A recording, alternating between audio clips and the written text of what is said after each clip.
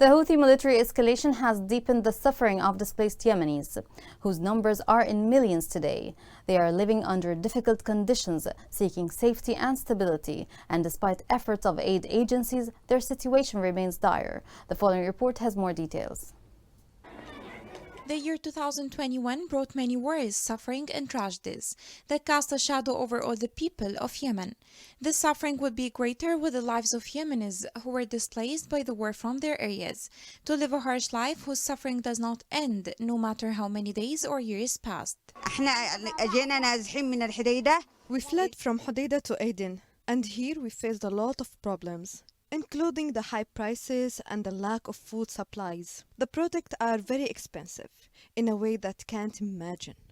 Displaced people have dreams and hopes with the approaching of a new year, but they remain trapped due to the absence of an effective humanitarian role towards them, which led the Executive Unit for the Management of IDPs camps in Aden to end its current year with a special event organized recently, in which the results of the multi-sectoral field survey for displaced people were reviewed.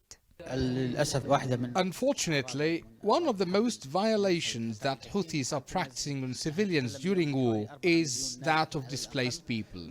We are talking today about at least 4 million displaced people in government-controlled areas in Yemen, where they suffer from difficult circumstances, face several challenges, and they are being used in this war. What the international organizations are offering now is very little to be mentioned. There is a lot of corruption practiced by international organizations. A comprehensive report that cleared the picture of displaced civilians in the camps and their most prominent needs.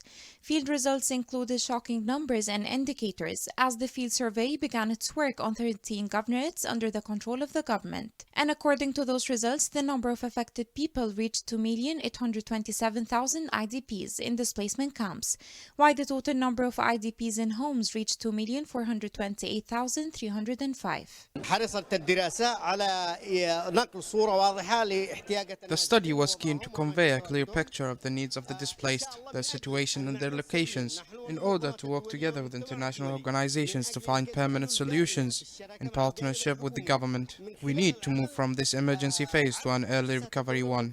That's what we are supposed to do in the coming days.